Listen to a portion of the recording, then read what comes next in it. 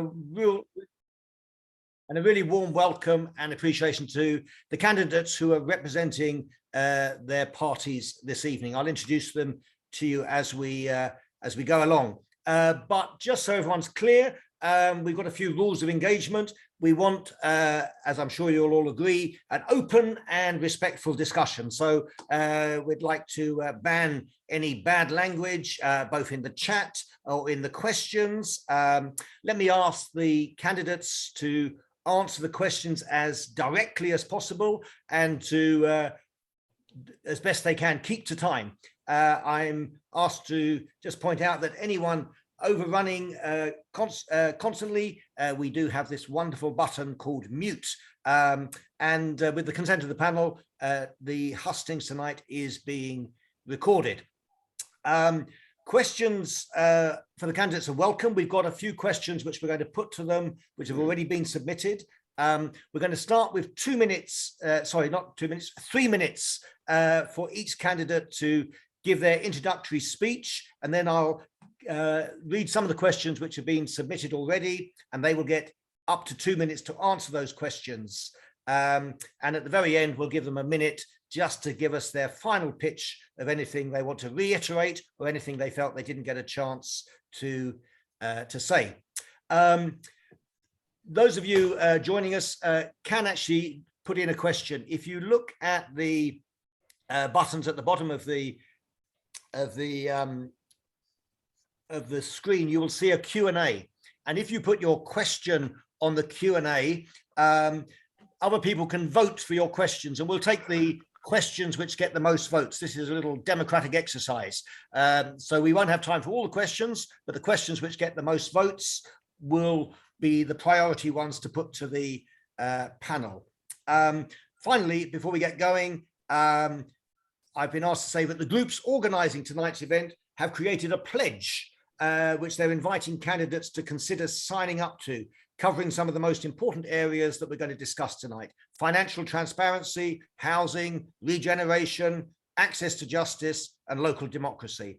And the candidates are being invited to sign that pledge, which is on the Lambeth Referendum 2022 website. So I'm drawing your attention to that, candidates. I think without further ado, we are going to go to the candidates. We have tonight Scott Ainslie from the Green Party, Farid Alderechi from the Liberal Democrat Party, Janet Baker from the Women's Equality Party, Tim Briggs from the Conservative Party, Ed Davie from the Labour Party, and Steve Nally from the Trade Union and Socialist Coalition. Each one of them is going to have 3 minutes each, and let me invite, we're going to take them in alphabetical order of their surnames. So let me invite Scott Ainslie of the Green Party for 3 minutes introduction. Scott, over to you.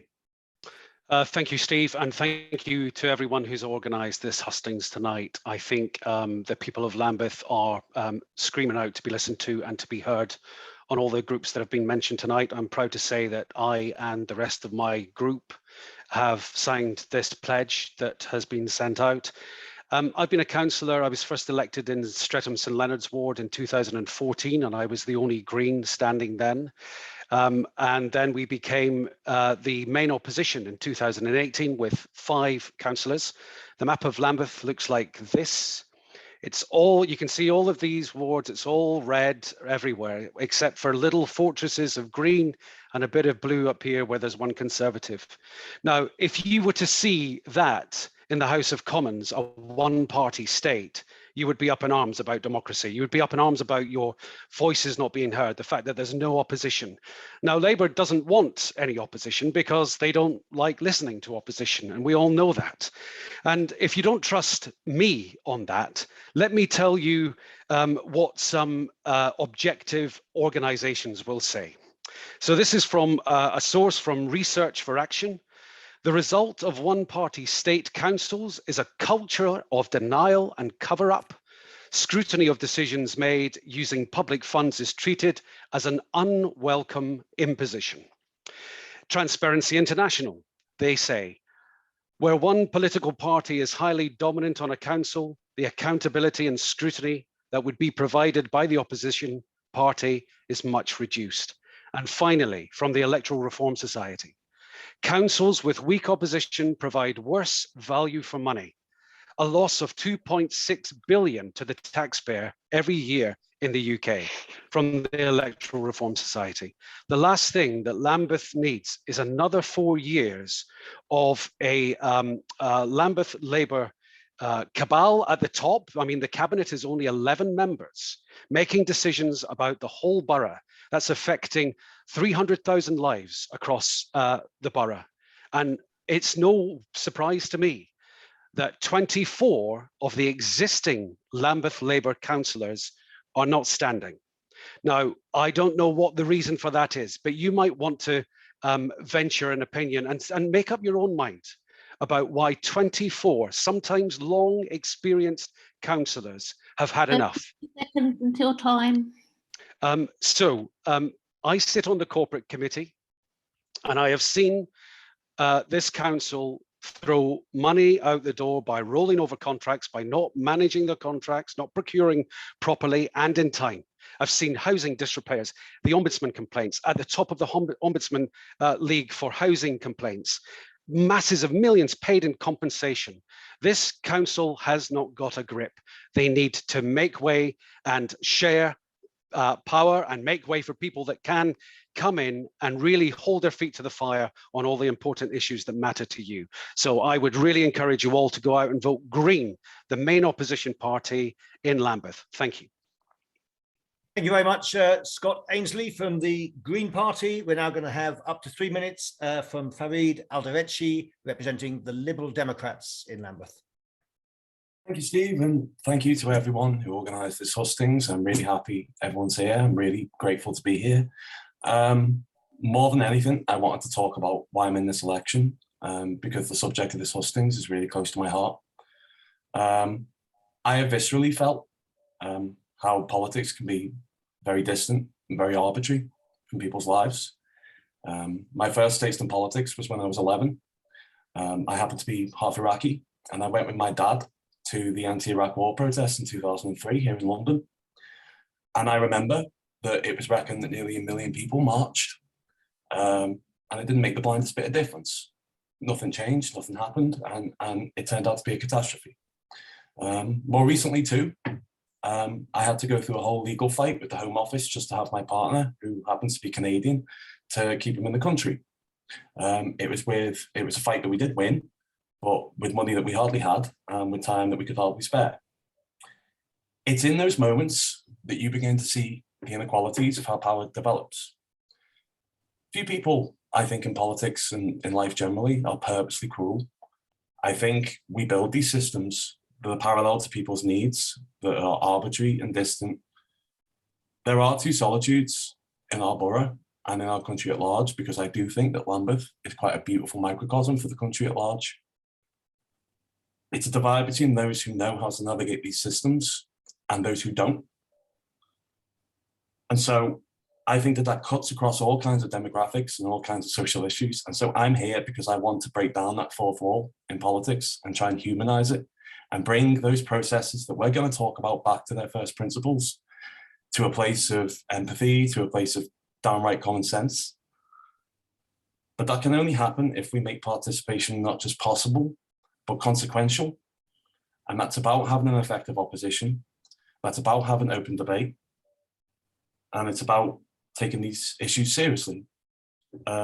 So with that in mind, I'm really grateful to be here, and I'm really grateful and I'm happy to represent the Liberal Democrats at this hustings. Thank you.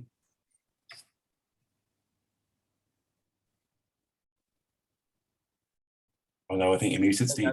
Thank you. Farid Alderechi, thank you very much, representing the Liberal Democrat Party. Let me now invite Janet Baker from the Women's Equality Party for up to 3 minutes for her introductory statement. Janet. Thanks, Steve. It's not lost on me that I'm representing the Women's Equality Party as an all-male panel other than myself. It kind of shouts large the fact that we listen so often to male voices and we forget to include women on all the times we make decisions. It's vital. I agree with I agree with Scott and I agree with Farid that there are other voices that we need to listen to. And I'd kind of like that to be at least half of the population. I'll tell you a bit about myself, because I'm not in the government at the moment. I'm not in the council at the moment, and you may not know who I am. So my background is not political.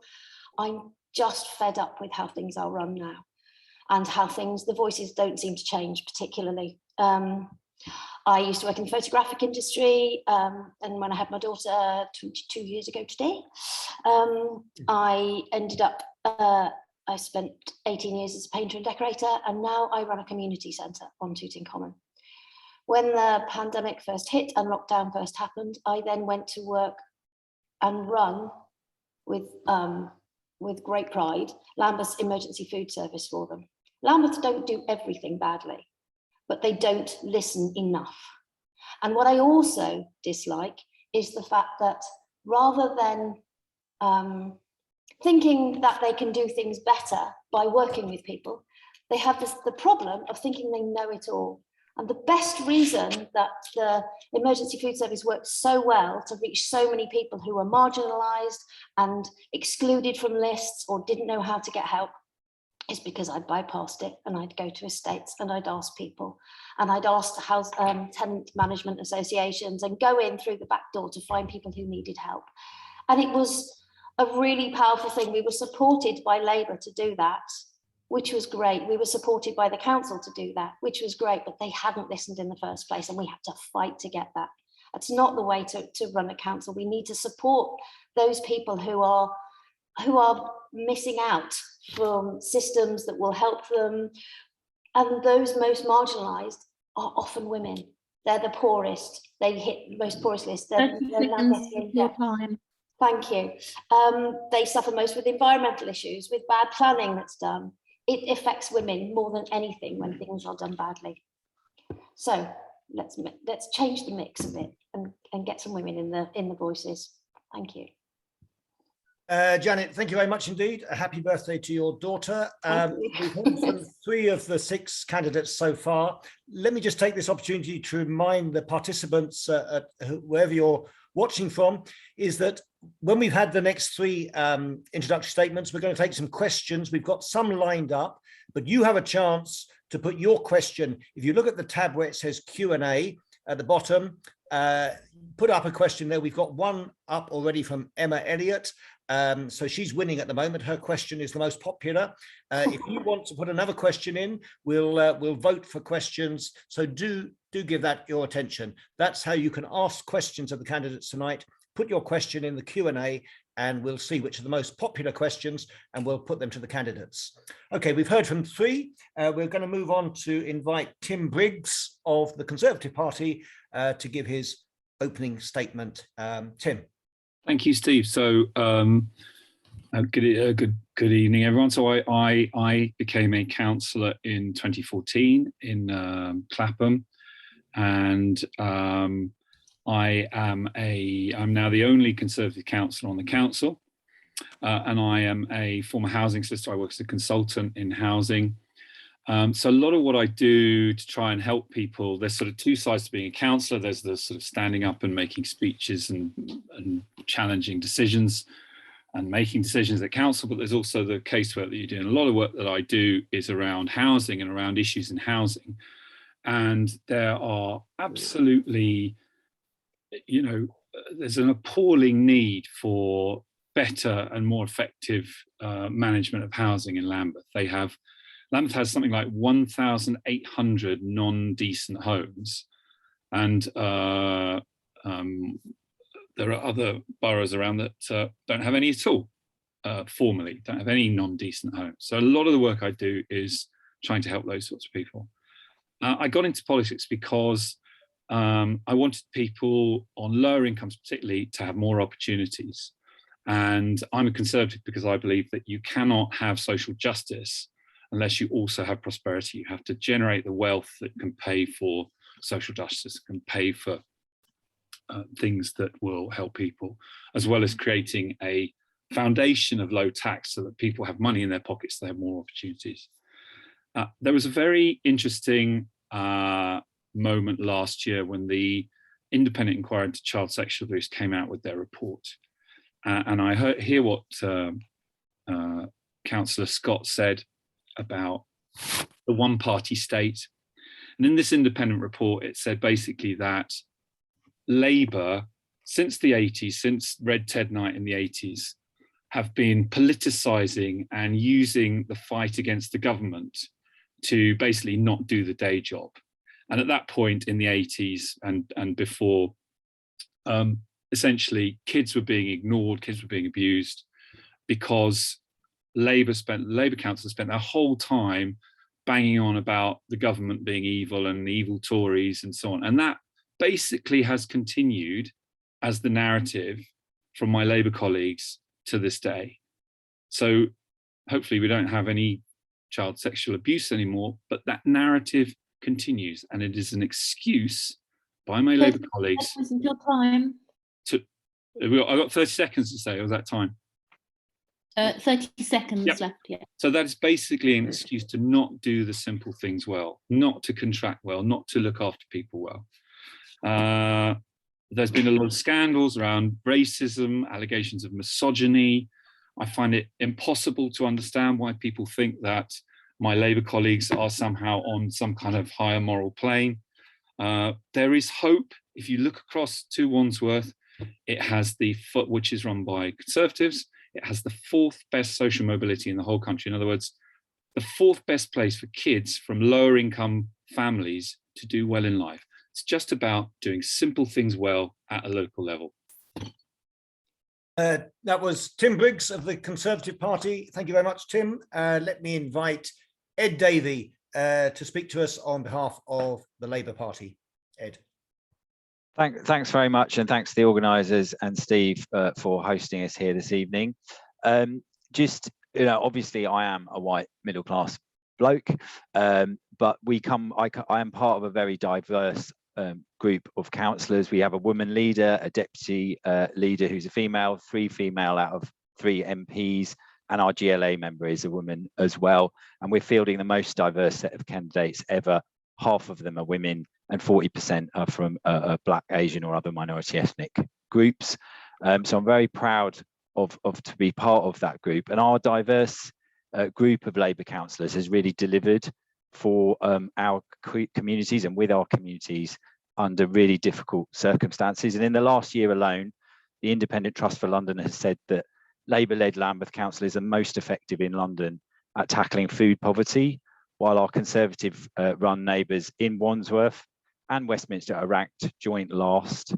The Living Wage Foundation made Labour-led Lambeth Council the current UK living wage public sector champion for lifting thousands of our residents out of poverty wages. Ofsted say that over 95% of our schools are good or outstanding, and London in Bloom rated Labour-led Lambeth Council's parks the best in the capital. So don't take it from me, take it from those independent people that far from being perfect, but we are doing some things very well on tackling poverty, improving education and the environment with our communities. But it's not enough. And we're going to go further by reducing the council tax bills of almost 7,000 of the lowest income households to nothing. They won't pay any council tax at all, partially offsetting the Conservative government's £20 reduction to universal credit. And we're keeping Lambeth Council's tax overall the 9th lowest out of 32 London boroughs. We're cleaning up our toxic air and tackling the climate crisis with over 20 school streets. We've got over 1,000 new secure cycle hanger spaces. We've expanded food waste collection to over 3,000 households, and we've ended the use of glyphosate weed killer in Lambeth. We're supporting refugees and the Windrush generation in strong contrast to the heartless Conservatives in national government.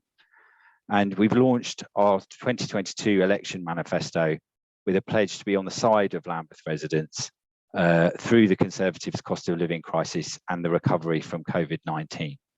The manifesto includes dozens of pledges to protect services, to make Lambeth's neighbourhoods healthier and safer, and protect families from the impact of the cost of living crisis. 30 seconds left. Thank you. The manifesto sets out bold ambitions to make the council net zero by 2030, to reduce child poverty and support people at every stage of their lives, so that Lambeth is the best place to grow up and to grow old. Ed Davie from the Labour Party, thank you very much. We come to our final introductory statement, and that is Steve Nally, representing the Trade Union and Socialist Coalition. Steve, over to you. Hello, thanks for inviting me to this event tonight. My name is Steve. I live in North Lambeth. I've lived there all my life, and I'm a care worker. The TUSC was set up in 2010 by the RMT, and now involves them, the Socialist Party, Resist the Movement, Bakers Union, and many other campaigns and trade unions across the country. And we've been standing in Lambeth around 10 years or so. And we stand on a platform opposing all cuts in jobs and services, demand that councils, especially Labour councils, use their reserves and loan powers to stop and reverse all the cuts that have taken place, and alongside it build a movement to demand monies and resources from the government. Councils have stood up in the past to governments, in Claycross, in Poplar, in Liverpool in the 1980s, where Liverpool City Council won £230 million off Thatcher's government by a battle in July of 1984, equivalent of £230 million in today's money, to build homes, create jobs, etc. However, we now have a position in Lambeth where Labour and all the parties say that nothing can be done other than the managed decline of the borough's jobs and services. And we look around us and see things going all the time. We had to fight to save the libraries. There's 36,000 people on a housing waiting list. And in effect, I would say that the mainstream political parties have abandoned working class communities. And we have a position in Lambeth where 10% of the population on a housing waiting list. There's a housing crisis in general. There's food banks popping up all over the place. And we see every single day of our lives as we're wandering around, enduring poverty in our community. And none of this is necessary. We live in the fifth richest country, fifth richest nation on the planet. And the wealth in the last 10 years in this country has grown by £3.8 trillion. And Labour say nothing can be done to fight back against cuts in jobs and services. And other political parties say that as well. We say you can fight back.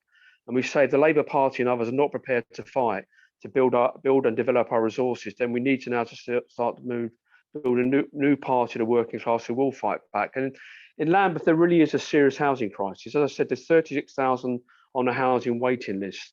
Every single person on that waiting list will have a story of overcrowding, landlord exploitation, unfit homes, damp, and poor educational outcomes for their children.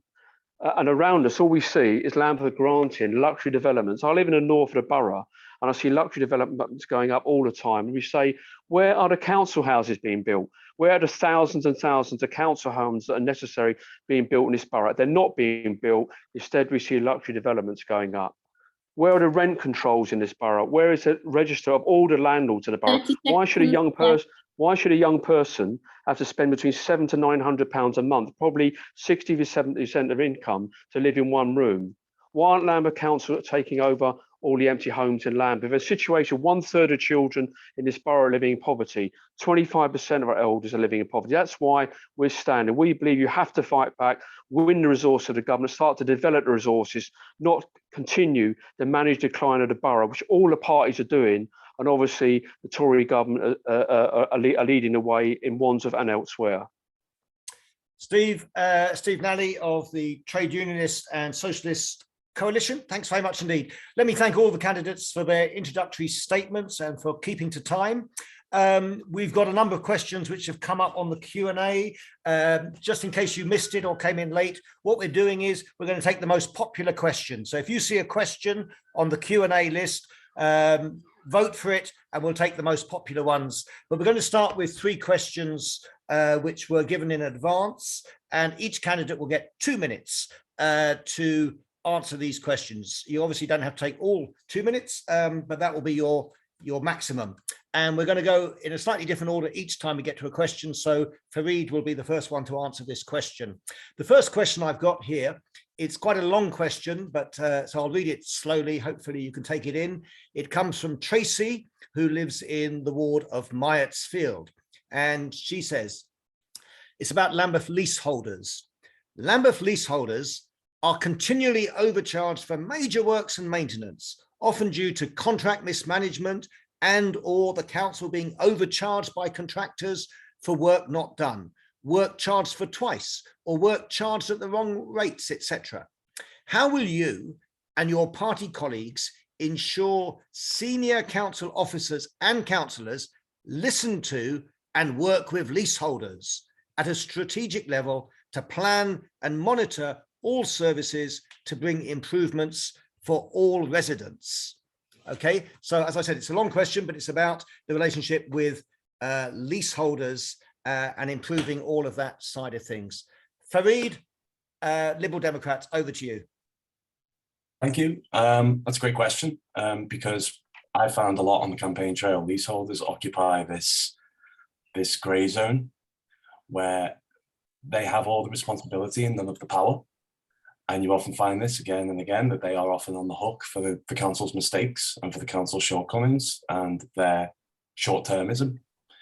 So I think it's a very relevant question. In terms of what we can do, more than anything, you have to make it politically incentivize the council to do their job. You have to make it so that they understand consequence when things don't get done. That means that in the end, that is what democracy is for. This is your final guarantee to make sure that those with power are held to account. And so we will scrutinize.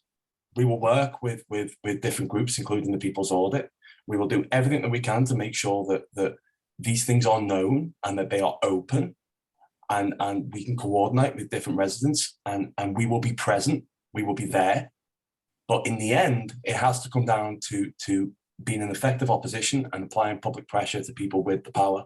So what I will say is that it comes down to voting in the end. And that's got to be where the first place we start. Thank you very much. Let's go to Janet from the Women's Equality Party for that question on leaseholders. Thank you. I feel that transparency is going to be one of the key issues here. People feel out of control, that they have no power because many of the bits of information are being hidden or very hard to get hold of, and they're not being listened to. There's a lot of organisations in Lambeth that are really good at getting information out of the council, working with People's Audit. And also I'm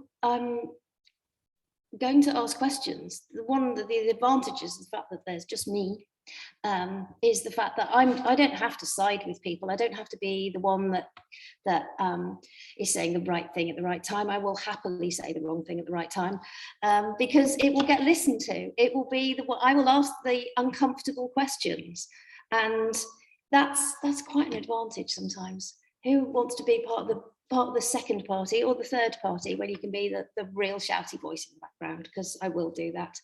But it also everybody needs to work together. There's a panel here, and everybody seems to be agreeing we need to change things. So let's work out what's been done right so far, and then start working on what's been done wrong and ways to improve it. And listening to people is really important, and making things fair and very transparent. But it's from the Women's Equality Party. Thank you very much. Let's go to Tim Briggs of the Conservatives. Hi, so I did a scrutiny meeting a couple of months ago, and essentially the Lambeth officers in charge of the charging leaseholders, basically what it boils down to is they don't know what people are charged or what their contracts with contractors doing work for leaseholders, major works. They don't know what the contractors are doing. They have no idea. And what they do is they rely on people either feeling that there's nothing they can do, or taking the council to the leaseholder tribunal. And I've been to the leaseholder tribunal against the council representing a leaseholder for free, and essentially that you get to the tribunal and the council go, well, we're not quite sure, so let's cut a deal. Okay, so they essentially, the council, the Labour Council uses the first tier tribunal as a way of settling disputes, because they have no idea what has been contracted or what they're contracted to do on behalf of leaseholders, or what work's been done on behalf of leaseholders.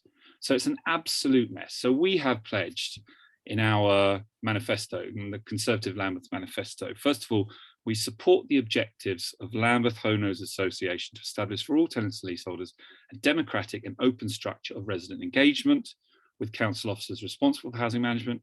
But secondly, and most importantly, and this is a theme that runs through the manifesto and all my alternative budgets and alternative budget amendments, establish a new centralised contracts team to help ensure that service charge bills and bills for major works are itemised in a way that is that's detailed and correct, so that leaseholders can finally understand exactly what they're being charged for. So in other words, if you have a centralised contracts team that deals with all contracts, that renews all contracts, takes ownership of all contracts, particularly for major works in housing, you'll get rid of this problem. But there is absolutely no political will to do this, because essentially Labour councillors don't really understand what the issue is or how they can fix it. We've got to have change. You've got to have people there who know what they're doing, who can make a difference. And until then, leaseholders are just going to be going around in circles. Tim, thanks very much indeed. This is a question on leaseholders, and we're going from Tim of the Conservative Party to Ed Davie of the Labour Party. Thanks very much. So some of this is a structural issue that goes back to Margaret Thatcher's right to buy policy from the 1980s that has led to a lot of loss of social housing stock from tenants who don't have to contribute, obviously, to the maintenance and upkeep of the buildings in a direct way, in the same way that leaseholders do, to losing some of those properties to what then become leaseholders, and not all leaseholders, when they take on the right to buy tenancies in particular, are fully aware of all the responsibilities that comes with that. And it does come with the responsibility to take on a share of the cost of doing the maintenance and refurbishment of buildings. And Lambeth Council over the last few years has spent about £500 million massively improving the second largest social housing stock in London. And that does have consequences for some of our leaseholders. Having said that, of course, we must work with our leaseholders, and we do, and we must do better. If some of them, as the questioner sounds like she's not happy, then that's fair enough. We must listen and work harder with leaseholders to make sure that we get value for money in all of our procurement, and we follow all the procurement rules.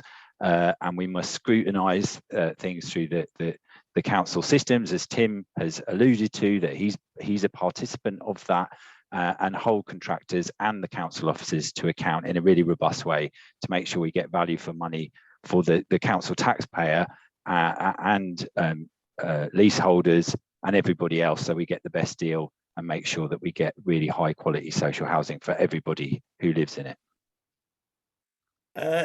Ed Davie, thanks very much indeed. Let's go to Steve Nally, Trade Union and Socialist Coalition. I mean, following up on that, I think it's 1.8 million homes have been sold off under the right to buy scheme, and virtually none have been replaced in the last 20 to 30 years. And a third of those homes now are actually owned by companies, but still leaves vast amounts of people who are individual leaseholders. Now, I'm involved in my tenants committee, and one thing I've noticed the last few years from leaseholders is it's a gut feeling. I'm not an expert on leaseholders because I rent, but my gut feeling is that they've been ripped off left, right, and centre. That's just from talking to people and the kind of money they have to pay out. And you're wondering, and there's no accountability for that money. There's no meetings about it, no information, or the information they're given is very obscure. They have to do a lot of research themselves. They never really get to the bottom of why things cost that much. And the view of TUSC is that we want rent freezes across the board, rent controls across the board, and we want accountability across the board in terms of rents for council tenants and private tenants. I'd also argue that in terms of service charges, there should be a complete freeze on all service charges, then an opening up of the books so people can see exactly what their service charge being paid towards, and a detailed breakdown.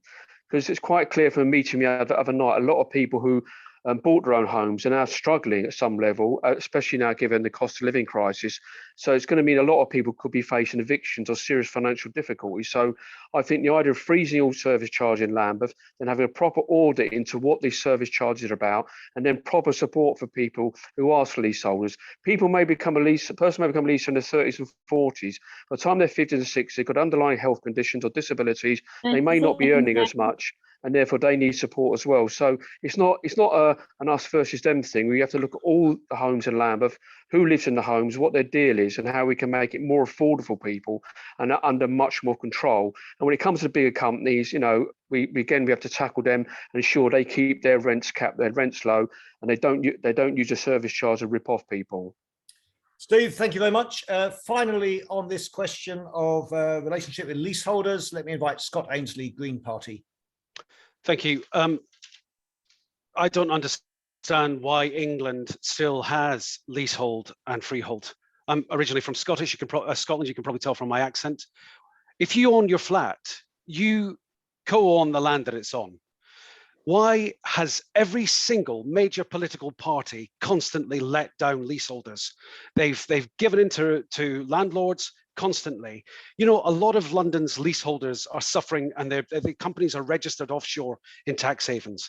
But I think that Tracy's point is specifically to do with being a Lambeth leaseholder. Now, as a leaseholder, Tracy and people like Tracy are relying on Lambeth to do the repairs.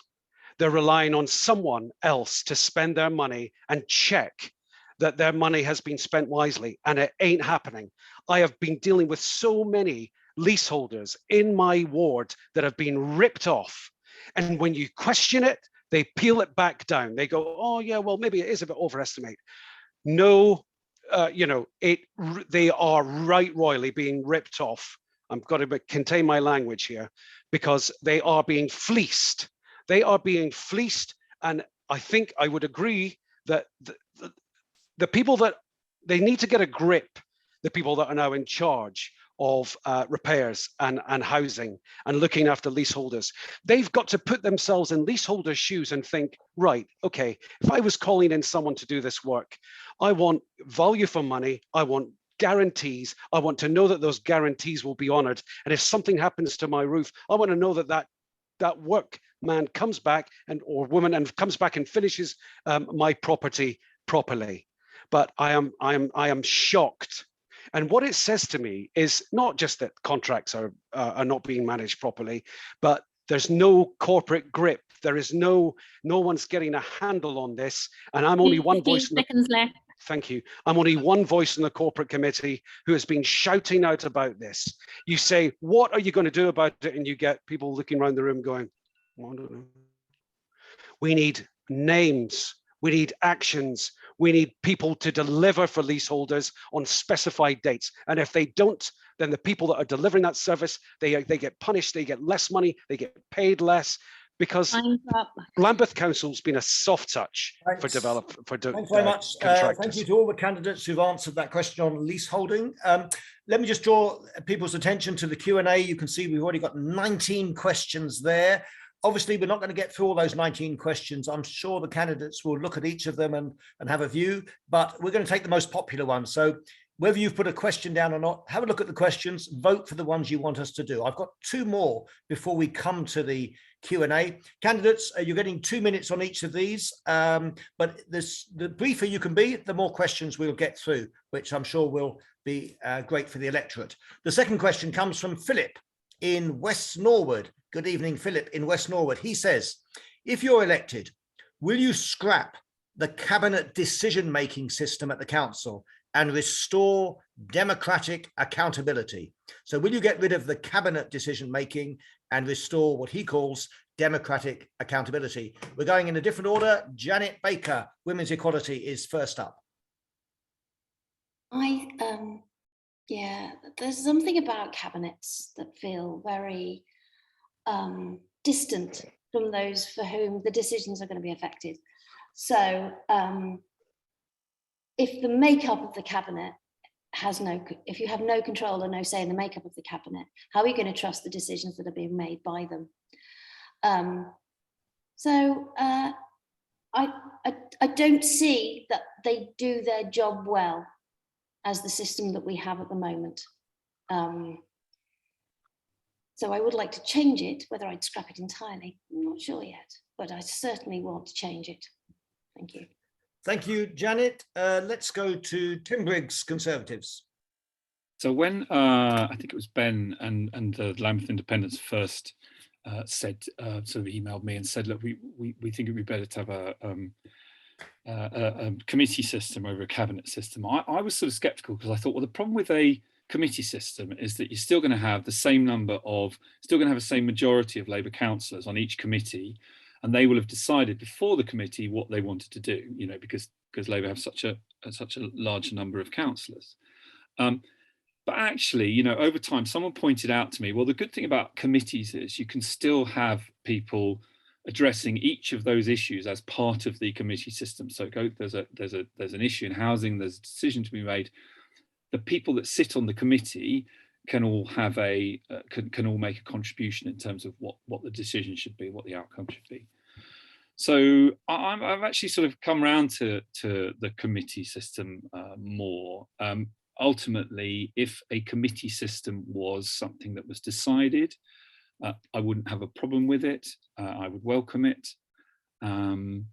Anything's got to be better than what we have now, which is you know, one-party state of Labour councillors who don't listen, who make decisions. Even their surveys are all skewed, asking leading questions and taking data away, not being objective and fair and balanced in terms of how they go about what they do. And I think that comes from being in power too long.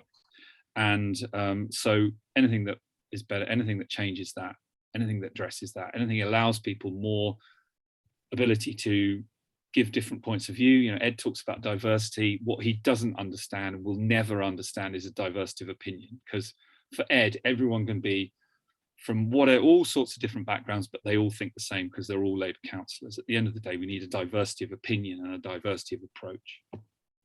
Thank you very much, Tim. From the Conservative Party, let's go straight to Ed Davie, Labour Party.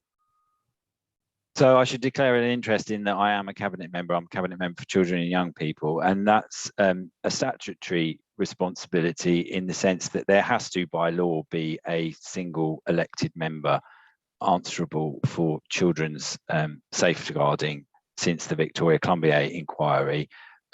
So there have to be individuals like myself in this particular role right now who are answerable for our decisions and have to be able to make decisions really quite quickly in a way that a committee system would not allow. I am, of course, currently elected. I'm up for election. I reject the premise of the question that there's no democratic accountability. Every single cabinet member is elected as a councillor. Then the lead group, the group of who have the most votes in the council, who have the most councillors, their leader, who is democratically elected, then selects the cabinet based on a transparent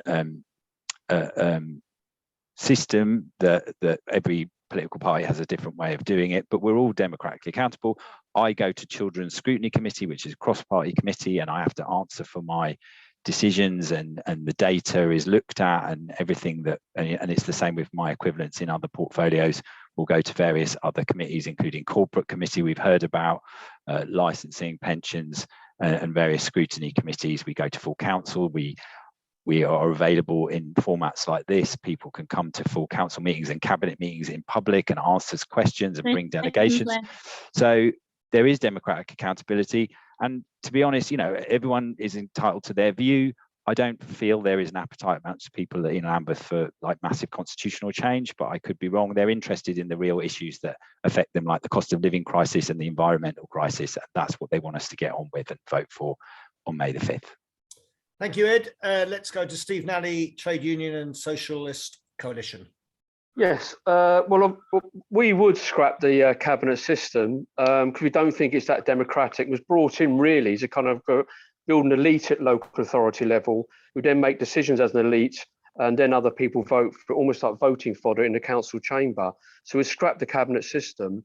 I mean, the cabinet members are on quite a decent whack, from what I gather, between 35, 40, maybe up to £50,000 a year in Lambeth and across the country. So, you know, when they make decisions, the kind of income they're on, they're out of touch with ordinary people. They're out of touch with the problems of everyday folk who live on the estates and the council estates, going to Lidl and places like that. They haven't got a clue, I think, in large parts. So they are out of touch, and it's kind of deliberate to kind of develop a system at local authority level. So, you know, they weren't part of the community. They weren't really representing the community. Just this political elite that's developed into an elite in Lambeth and elsewhere, a bit of a gravy train for people who want a career as an MP, etc. There's no disrespect to anyone, but that's what it's turned into.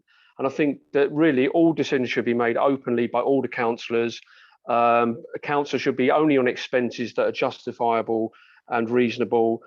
Councillors shouldn't be paid large sums of money to run the borough. And the fact that only 11 people make all the decisions, which in effect, it'd be 11 people plus a few council officers. We're talking maybe no more than 20 people making decisions, the best part of 400,000 people, is not democracy in any way, shape or form. So yes, scrap the cabinet now. Thank you, Steve. Let's go to Scott Ainslie of the Green Party for this question on governance. Yeah, I would agree with Philip. I think that and I've signed the pledge, as I said, and as of my colleagues earlier on, to move to a cabinet system. When I was first elected in 2014, and I was the only Green elected, I felt at that time, I can't remember, it was about 59 Labour councillors. There's now 57. And yeah, from them, they might say it's democratic, but the top 11 are chosen. I don't really know how open that process is, but what I've seen is a lot of money being paid. I kind of agree with Steve. A lot of money has been paid to cabinet members with responsibilities that are just their job as a councillor. I mean, you know, there's about £168,000 that you could just save and put it into frontline food services, for example, for people that are really, really vulnerable and really, really need it, rather than paying a long-established councillor what could be seen as patronage money for keeping quiet or keeping the peace. You know, neighbourhood leads, what is that? Policy leads, what is that? Do your job. You don't need an additional £5,000 on the £10,500 allowance that the councillor gets. So, and this whole idea of a small cabal at the top making decisions. When I was on my own, I reached out to a cross-party to get help to deal with a lot of the issues that I was having to deal with. And I found that the knowledge I was getting in the community, thank you, was a lot better than the knowledge in some of the cabinet members. Like, for example, looking after houses. You know, there are people in our community. Lambeth is a tremendous place with so many talented individuals who know their stuff and are offering to help. And in many cases, like the Peoples Audit, give up hours upon hours of their time. And they know, and they should be listened to, and they've not been listened to. And I think that's why we would be better to encapsulate the great talent that we have from the people in Lambeth and not try and shut them out all the time. Scott, thank you very much. Before we go to the final answer on this question from Fareed, I'm just going to invite Ed Davie, who's got his hand up, I think, for possibly a point of information, or? Yeah, point of information, if you don't mind, Chair. It's just there was a suggestion that cabinet members in Lambeth are paid up to £50,000. I'm afraid that's really not the case. The allowance for a cabinet member in Lambeth is £28,500. Lambeth councillors have not had an increase in allowances since 2008, which is an effectively, if you take into account inflation, a reduction of more than 30%. And, we have huge, statutory responsibilities, multi-million-pound budgets, and, people should be paid fairly. We're from the Labour Party, after all, to do really important work for the community. And otherwise, you would only have rich people being able to do such Thanks for that clarification, Ed. I can see there's, out of the candidates on our screen, 3 of them are councillors. Let me just check, Scott and Tim, that's you'd agree with that figure, yeah? I mean, you're in the know of how much councillors are remunerated. So I guess we get a consensus and agreement on that. It's publicly available, Steve. Yeah, I think, but the issue is that more councillors have been paid money. I mean, the top rate that they're paid has remained the same, but there's more money gone to people for doing stuff that they don't need to do, which was Councillor Ainslie's point. Okay, all right. Let's go to the. That's incorrect. I'm afraid that's incorrect. The number policy of leads, neighbourhood leads, the amount being paid in special responsibility allowances to councillors has fallen since the last municipal term. No, I said the number of people to which Okay, who but receive the an amount allowance being has paid, increased. the amount The being- number Okay, of people. in let's go catchment to, who let me give payment. our Liberal Democrat candidate Fareed a chance to answer this question on governance. Over to you, Fareed.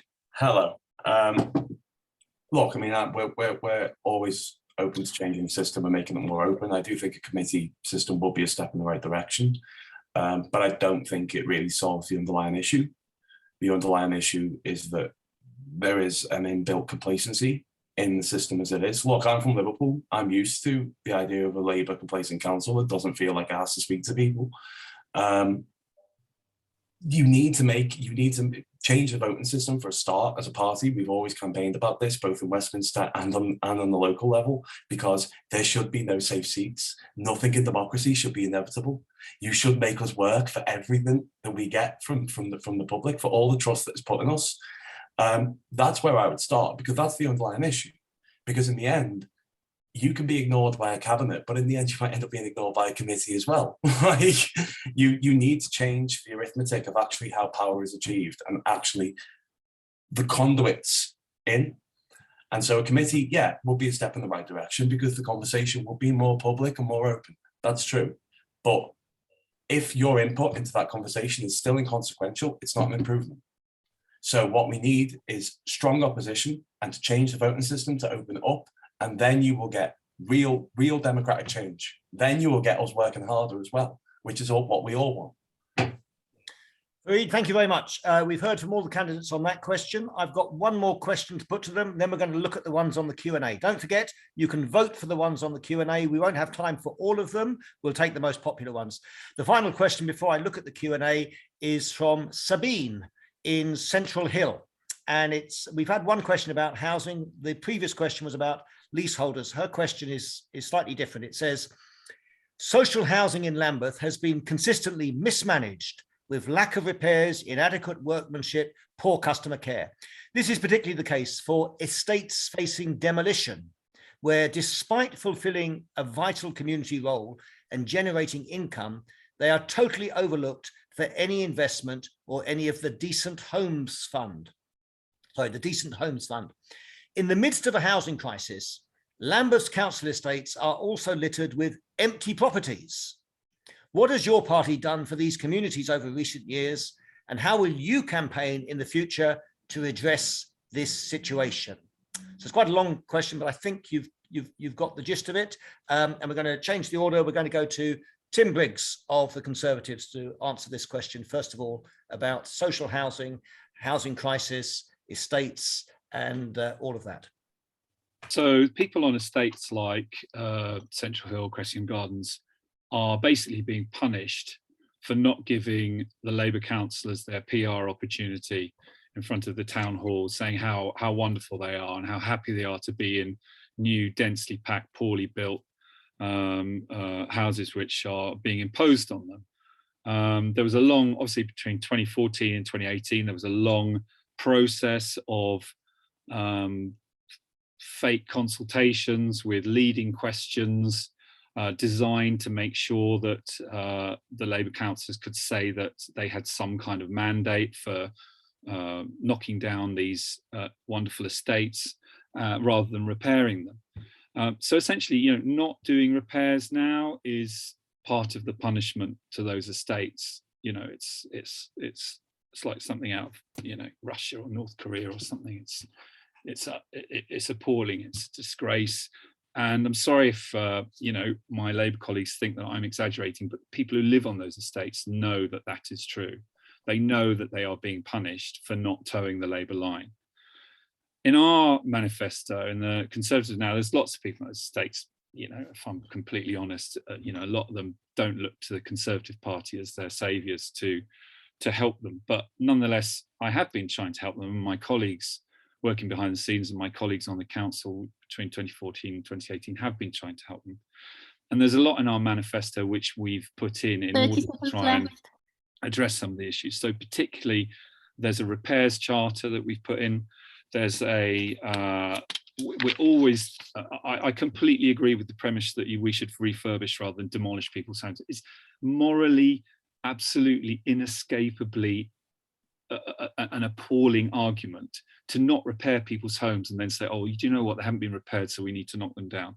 All new properties need to be built to high standards, high passive house standards, energy capture. There's a lot we can do, but essentially, I don't know if people share my sense of disgust at the way these people have been treated on these estates. Thanks, Tim. Let's move to Ed Davie, Labour Party, on this question. Well, first of all, I think it's like disgusting really to compare democratically elected decent local people who are trying their best imperfectly to North Korea or Russia, who is murdering thousands of people in an invasion of a democratic neighbouring country. Anyway, we've invested over the last few years £500 million in improving Lambeth Council's social housing stock. It is a huge challenge because, as I say, it's the second largest social housing stock in London. Not everything is always done as well as we would want it to be, and we want to work really hard with tenants and leaseholders, as I've said in a previous answer, to make sure we get the best value for money and support all residents to live in really decent homes.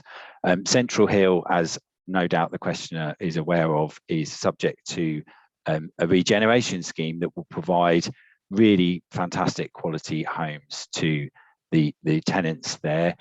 We've already started work on the site of Truslove House, which was an empty 7-bed hostel that had been empty for I think about 10 years and was in a terrible state, and it's going to provide 31 new homes, 100% affordable, and 22 of them at council rent. And that's the intention, to provide that sort of quality of home across Central Hill and the other 5 regen estates where retrofit isn't possible, but we are retrofitting where it is possible, and 1,000 of our council homes are being retrofitted and brought up to a better standard. Where it's possible to retrofit, then we will, but we also need to increase density in order to produce more social homes for people on the housing waiting list who are severely overcrowded or in poor quality homes. And that is our objective. And we want to work with all residents in order to do that. And it's, you know, monstrous actually to characterize that as something that North Korea or Russia would do. So I completely reject that. Thank you very much, Ed. Let's go to Steve Nally of the Trade Union Socialist Coalition. I mean, I go back to my earlier point that if you make cuts in jobs and services for decade after decade, if you privatise for decade after decade, if you don't demand resources from the government, you end up in situations where bit by bit, however hard you try, your housing stock and all the other resources around it will go into a slow decline. And that's what's happening in Lambeth. And the political parties, including Labour, all of them, in reality, look to the idea of managing a slow decline in various shapes or forms, or we can do it better this way, we can do it better that way. That is what's happened in Lambeth in the last 20 to 30 years. People can see it in front of them. And the Cressingham and Central Hill are beautiful estates. They should have been refurbished, maintained and developed to a much higher standard as opposed to the attacks that they face from the Labour Council. And you know, it really, I mean, I've lived in this area around the Oval all of my life. I lived on the same estate for 50 years, and the overcrowding and the poverty is almost in your face on a daily basis. And yet, across the road, the council's allowed the building of hundreds, if not thousands, of luxury homes and luxury blocks. They've prioritised that in this area. They've not prioritised building decent, affordable, generally affordable council homes. I mean, at council rents, not various other levels of rent, which start to price lots of people out. You know, and that hasn't been done by the Labour Council. So it's no surprise you end up in this situation in Central Hill, at Cressingham and across the borough. And they can say they're spending all this, that money. I don't see them demanding from the government, you know, the money to build enough homes to rehouse 36,000 people. I don't see that from this Labour. I don't see it from the other political parties demanding that. We demand that. We demand there should be a battle and a fight from the government. It's one of the wealthiest countries on the planet. The money's there. The money can be brought into communities like Lambeth, and we can start to build the council homes we need for the working class communities who are living in overcrowded and poor accommodation. That's a reality for most people living in this borough in public housing, including where I live as well. Thank you, Steve. Let's go to Scott Ainslie of the Green Party for this question. So this is the issue that got me to stand in the first place. Labour were going to demolish some sheltered housing because it was prime real estate to try and fleece it for money next in St Leonard's Ward, next to St Leonard's Church. And we just thought that this was a step too, this was just ridiculous. And we got a petition and we raised so many thousands of signatures to protect those people, to live in those homes. Because if you look after the roof, you do the paint work, you look after it, you look after a house, it will last another 100 years, okay, and beyond. Now, and then I got involved in the Cressingham Gardens campaign and all of, and Macintosh Court, Central Hill, all of these places are sound. And you're wrong to say that, there's a correction. There were people living into Trust Love House up until, as a hostel, up until December 2020, when there were so seven bed hostel that could have been retrofitted, could have been reused. Now, one thing I do want to say is this has been Labour policy since 1998. And Estates Gazette, it published what was happening in Southwark and the Westbury estate. The people, and this is their words, not mine. At the time, they said we're being socially cleansed because what we want, and if you read that Estates Gazette from 1998, you will see that Labour councils were systematically wanting to regenerate and get gentrified people in so that they would be working, they wouldn't be scrounging benefits, as or they would be and they would be instead of they'd be looking after the homes and they'd be paying council tax. Now, I know that central government has put local government under an inordinate amount of pressure, and they do have to raise their own money from council tax and from business rates, and that's something that we need to address. But it has been Labour policy to run these estates into the ground. The millions that have been taken from these estates have never been spent on repairs, and that is a scandal. And that's why you've got so many people wanting to take the management from Lambeth, because Lambeth has not been looking after these estates. Thank you, Scott. That if they were looked after, would last hundreds of years. Thank you very much, Scott. Let's go on to Fareed from the Liberal Democrat Party for this question. I mean, I actually agree with Steve that this is actually a historic failing of all of us in politics. There used to be a social contract. There used to be an idea about when you lived in social housing, you looked after it and the government looked after you. And there was a privileging of the public space and of the communal space. And the problem is that has really eroded in a lot of the political conversation for a very, very long time. It doesn't. The vogue is in privatisation, and we can see it with our own eyes in the borough. It makes no sense to say that you're trying to build affordable housing and then try and demolish affordable housing. That makes absolutely, it's a completely circular logic.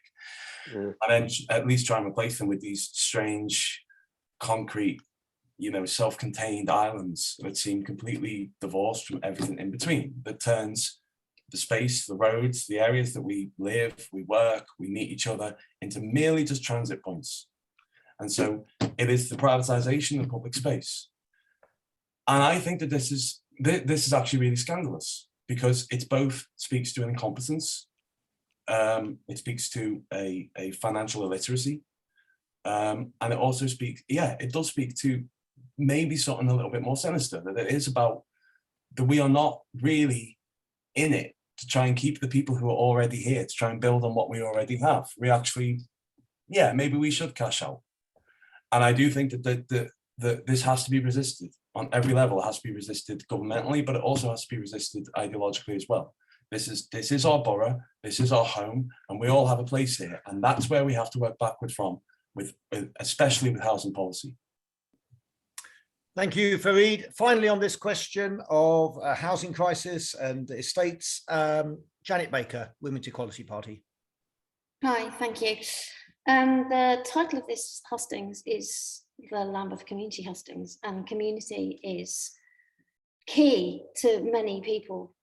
And if you are talking about where they live, it is not just bricks and mortar, it is their home. And that the thought of not having a say, not having control about decisions that are going to be made about your home is horrible. Whether it's how the repairs are done or who does the repairs. I don't want people coming into my house that I haven't chosen. So either the way that things have been done with the outsourcing, and having been done so unsuccessfully in many areas, it's either at worst it's incompetence, and I shall assume it is that. I don't want to think that there's backhanders and there's mismanagement of finances, so I will just assume it's being done badly. But it needs to change. These are people's lives and people's homes we're talking about, and we are generally talking about the poorest members of the community, the most marginalised community, many of whom are women, many of whom are young families, and they need to have a say. We need to change things, and it's not difficult to do. The advantages of these big, huge companies is they have a tendering department. Small companies don't, so they can't afford to put in the bids that will actually do the work cheaper and better, because it could be done locally. How much of a brilliant difference is that going to make? It can employ locally, it can be done locally. We can change the way we do things. Stop having these companies, and just keep it within the community. Teach people how to do things. Just think differently and think more honestly and more openly. Thank you. Let me thank the candidates for answering those questions. Those 3 questions which I put to them were unseen. They will have had a chance to look at some of the questions now on the Q&A. When I turn to the Q&A, I can see that the most popular question, Michael Ball is the winner with his 19 votes on a question about development. Luke Plowden, 17 votes on his question, which is also about housing. I think there's a little bit of overlap with some of the things we've talked about. I will come to those questions, but I wonder whether I could just use my chair's privilege to go to the very first question, just so we've got a slightly different subject. We've not talked about LTNs, which I think stands for low traffic neighborhood. So that's one of the top 3 voted questions from Emma Elliott. So I think I'd like to just go to that, and then we'll come back to the other 2. But as I say, I think there's a little bit of overlap with some of the questions we've had on housing. We will come to those 2 winners of the questions, but let's go to this one on what are your views on LTNs? Let me just read it exactly right. What are your views on the controversial low traffic neighborhoods which are adversely affecting boundary roads? And we did have someone send in a question very similar to this earlier on. John, we don't know what ward he's in. He says, how is blocking roads and forcing traffic onto the main roads helping the environment? So let's answer that question. And again, candidates, you have got 2 minutes, but if you can get it down to 90 seconds, that will probably give us another question or 2. We are starting with Ed, low traffic neighbourhoods. Ed Davie, Labour Party.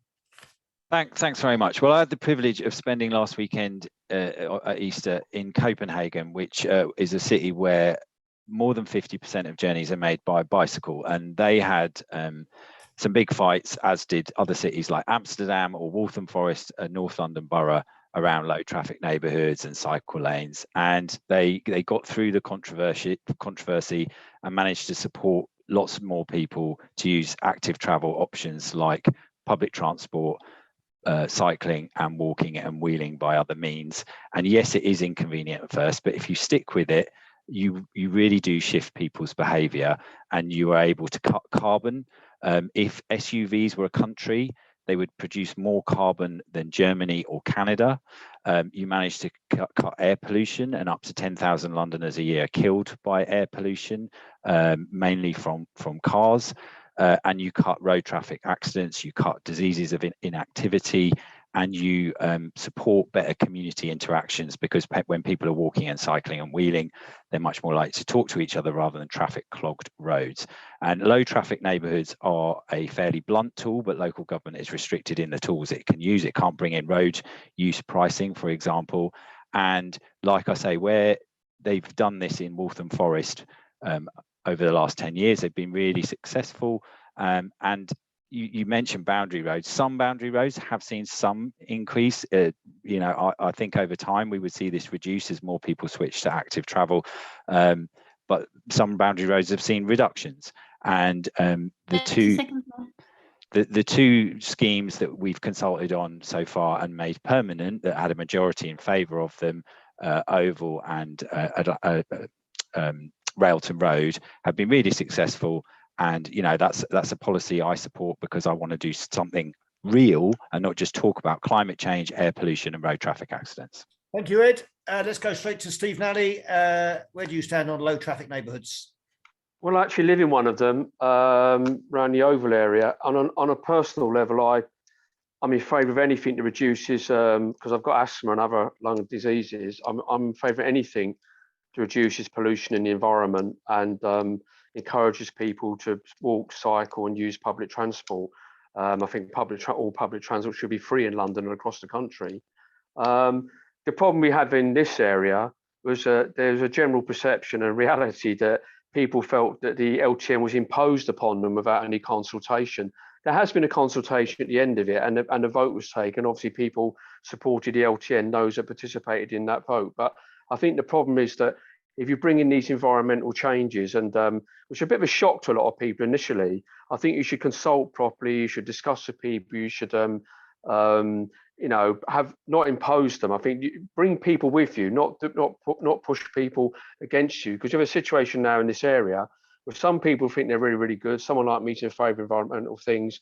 A lot of people are really annoyed because they weren't consulted and they didn't feel the end consultation was fair, etc., etc. So, but something has to be done. The status quo isn't good enough. As Ed said, 10,000 people a year end up in London hospitals with lung cancer. They've never smoked, the majority of them, and they die because of traffic pollution. That's 10,000 human beings, many of them dying well before they would have died. And that has a big impact, economically and personally, lots of people. So I do think we need to have measures that calm the traffic in areas that reduce car pollution.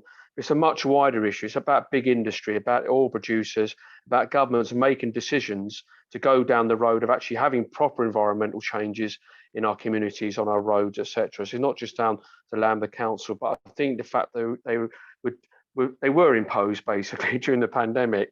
There was a consultation at the end, but there should have been consultation at the beginning, and then the trial one, then another consultation as well. That's the only way you can bring people with. The only way you can have a proper debate and discussion about what's really needed in our environment. Thank you, Steve. Let's go to Fareed, Liberal Democrats. Yeah, I mean, it's a classic case of a well-intentioned policy that was not well consulted. Yeah, we do need to calm traffic, but I think that, and this is not just true of Lambeth Council, to be fair. I think it's true of a lot of measures that we put in place in Britain. It's that we seem to offer the stick and no carrot. We seem to make it very, very difficult to do the right thing, but we punish when people do the wrong thing, when we do the thing that we're trying to disincentivize. And so I always think that making safer cycle lanes, making it easier to walk, it would be actually much more effective in the short term. But I think that there has to be more opening up with the conversation about LTNs, because at the moment a lot of people are angry, particularly people who are disabled, and particularly people who are very, very close to really busy roads that are made more busy because they've been redirected. So I think that it's in principle maybe a good idea, but its implementation has been a little bit haphazard. And so this is the kind of thing that happens when you don't have those channels open to local government. These are the kind of mistakes that happen. And so, yeah, our answer would be that in principle it makes sense, but in practice you've got to be very, very careful, and you've got to bring people with you and speak to them constantly and include them in the conversation. Fareed, thank you very much. Let's hear from the Women's Equality Party, Janet Baker, on low traffic neighbourhoods. Thank you. No one likes change. People don't like change. People like things the way they've always been. And we've got to do really drastic things to make our community safer and to make the air we breathe palatable. Women suffer more as a result of pollution on the grounds that they usually, the poorer members of society, they do more of the school runs, they do more of the walking, they're less likely to be in a car that goes to work, they're more likely to be on public transport. I think that we've got to give these a proper test. We've got to, as other people have said, Fareed has said, that we've got to try and make sure that it's really difficult. They're important that we do drastic things to make these differences. And if this is going to work, it's a bit drastic because people feel they're not being asked, but sometimes the change needs to happen. We've got to do drastic things as a country to make sure the environment is saved. We've given the LTNs, which came into place during the lockdown, they haven't had 2 full years yet. I haven't got all the scientific data that says this is had this effect, that effect. I live like 50 yards from Brixton Hill that I see regularly with quite a queue of traffic, but even that's getting less because we need to make people change what they're doing, change differently, and we all have to take a part of that. We all have to find ways to make differences to whether we walk instead of going in a car. I don't have a car, I go on a bike, but I'm fortunate, I'm able-bodied, it makes it easier for me. I know it's not easier for everybody, but we need to support those people that have a difficulty with it. But 15 seconds left. Is we have to make very, very dramatic changes to how our environment is affecting people. Janet, thank you very much. Let's go to Tim Briggs. What's the Conservative view on these LTNs? Yeah, so it's hilarious when I hear Councillor Ed from Labour acting like he's saving the world. He's saving the environment by closing off roads and shunting traffic onto boundary roads, where they have 10 times, it creates 10 times more pollution when traffic is stopping and starting. And, ages ago he said, oh, it'll be 3, Labour said, oh, it's going to be 3 months. And then they said, oh, it's going to be a bit longer. Eventually the traffic will subside. There is no evidence that traffic will ever subside, will ever subside. And anyone who goes and walks up to Brixton Hill or parts of Streatham will see that the traffic is much worse at different times of the day for a much longer period of time. Now, we all want active travel. This idea that, people who say that LTNs don't work, which is just obvious. It's just obvious that they don't work. People who say that they don't work are somehow, climate deniers or petrol heads. This is the narrative that gets pushed by the Labour councillors who are just so used to being in power and so used to not being challenged on these things. Of course we want active travel. And Ed talks about, Waltham Forest. It now has the 2nd worst pollution in the whole of London for a suburban borough. And that's the achievement of LTNs. A 1% increase in cycling, the 2nd worst air quality in London. So to use Waltham Forest as some kind of evidence of them having worked is just astonishing. I've spent many council meetings going through exactly why the evidence provided by the disgraced London cycling campaign by Westminster Council is flawed, is completely flawed. And officers just literally look at you like, what do I say? I'm not sure. I'll just shut up and then hopefully everything will move on, which it does, because there's no actual proper scrutiny of anything that this council does. So it's not a well-intentioned policy, as Farik suggests. It's socially unjust, it's racially unjust, it's environmentally unjust, it's economically unjust. It's fudging by the Lib Dems and the Greens to say, oh, well, we should have had a better consultation. This is a profoundly unjust policy. Okay. LTNs don't work. But their solution is, well, if they don't work, we need more LTNs. Absolutely ridiculous. Take them out. We would get rid of them. We're out of time, so we're going to move to the next question. Let me take you, panel, to the Q&A. I've not had a go at this. You haven't asked Scott about the LTN. I apologise. Who have I missed? It's me, Scott, the Greens. I do apologise. I'm too excited to get on to the next question. Scott, where are you on low traffic neighbourhoods? Okay, well, it'll come as no surprise that we support this whole idea of 15-minute neighborhoods. And as Janet was saying about what these LTNs was put in during lockdown when no one was using their car. I cycled with a big group of people. The youngest was 8 into London during the lockdown, and there was no pollution. We could hear birdsong as we went. We must stop and pull back on our addiction to fossil fuels and our cars. Now, yeah, I'm sorry if you think it's a fudge, Councillor Briggs, but the consultation probably could have been done better. We did it well in our ward when we were getting a cycle highway in the bottom of St Leonard's ward. We said we had consultations, and yes, people were up in arms. I need to get that way for my doctor in my car, but there were road rage incidents on narrow roads. There was But so we eventually, everyone agreed that they wanted to live on quieter, healthier streets, okay? And there was a problem on our boundary roads. And then we found that over time, that the people were rat running around another road. And so we got that one road made one way.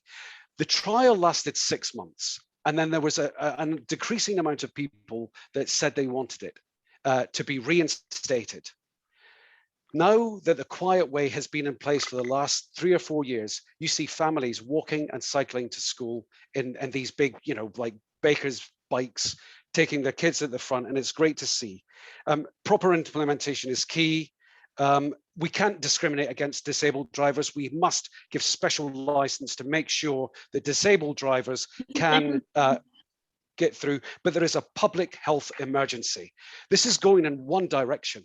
And that is that we've got to come off our addiction to fossil fuels and active travel. We've got an obesity crisis, we've got a public health crisis. I've got skin in the game. My youngest daughter's got asthma. I live on one of the worst polluted high streets on London, and it is awful.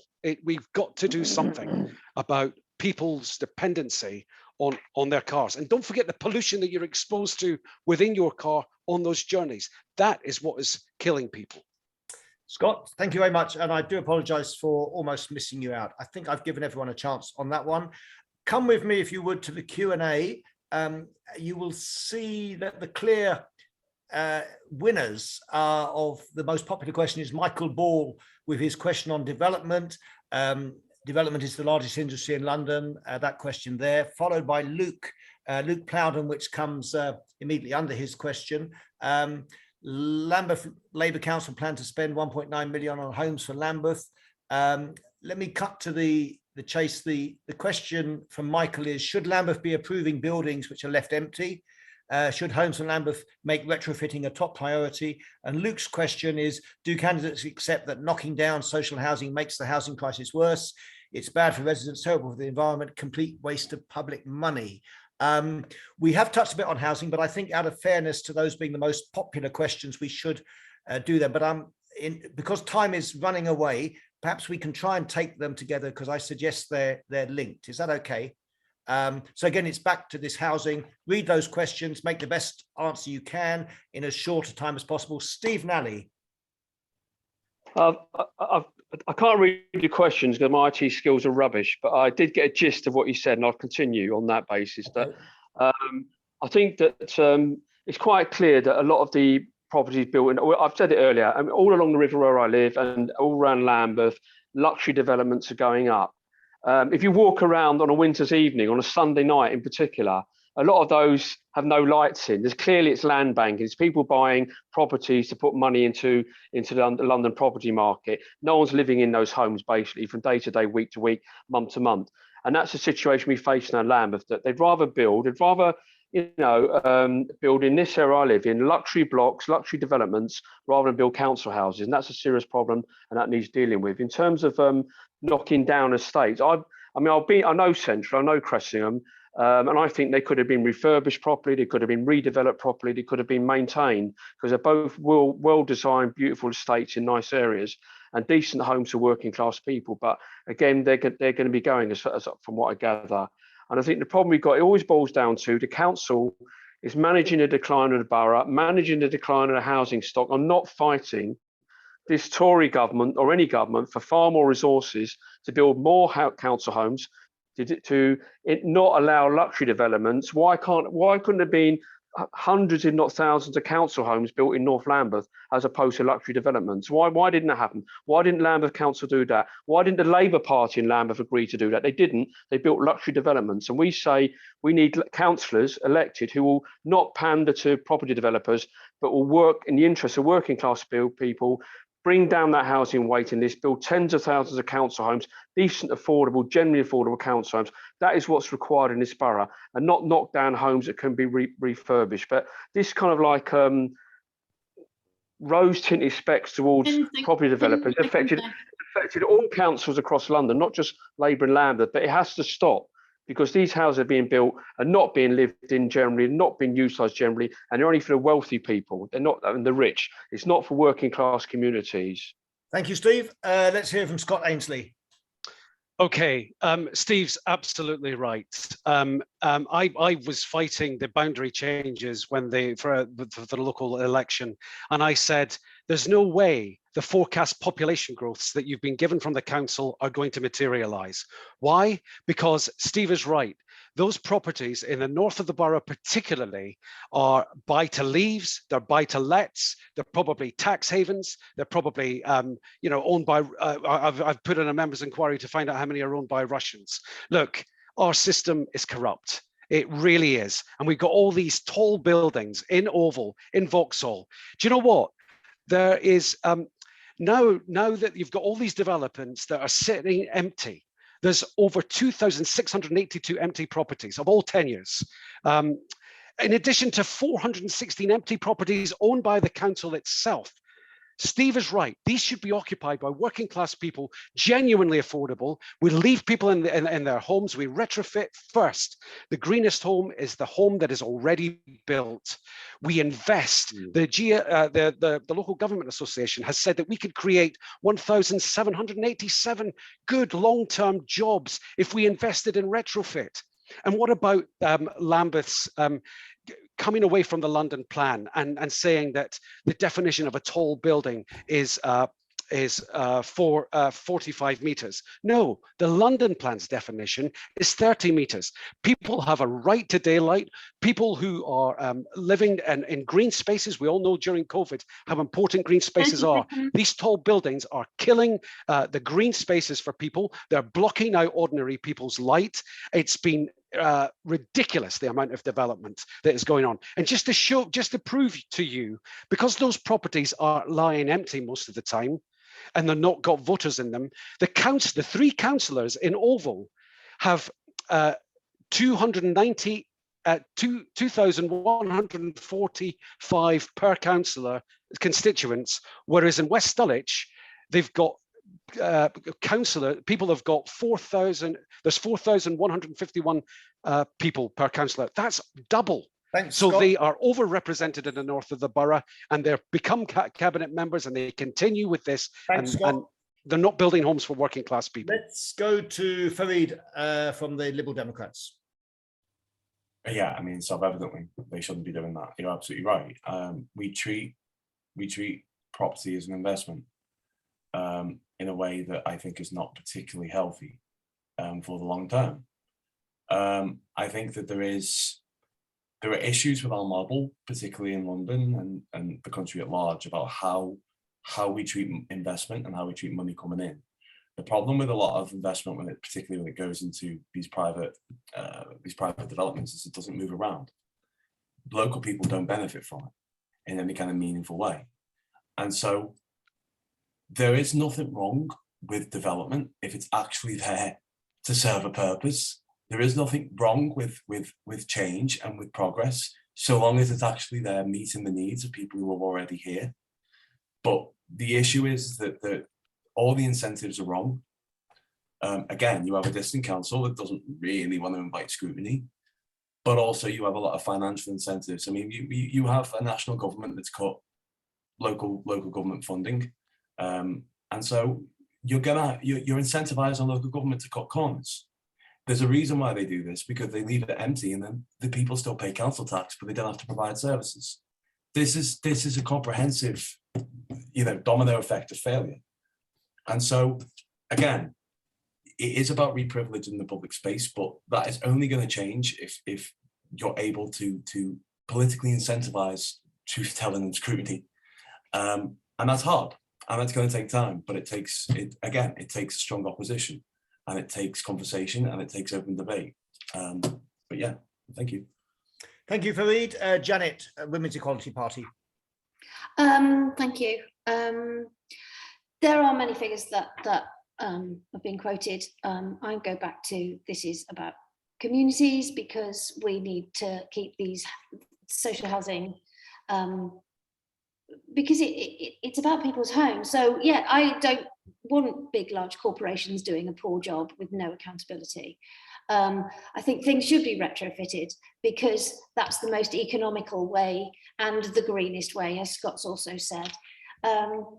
And it's not just about social housing, it's about housing for everybody in Lambeth, to encourage people to have greener houses, to have more ecological houses. We've got a lot of old stock. There's a lot of Victorian houses, whether they're split, split in the 80s. A lot of them were divided up in the 80s and done really badly.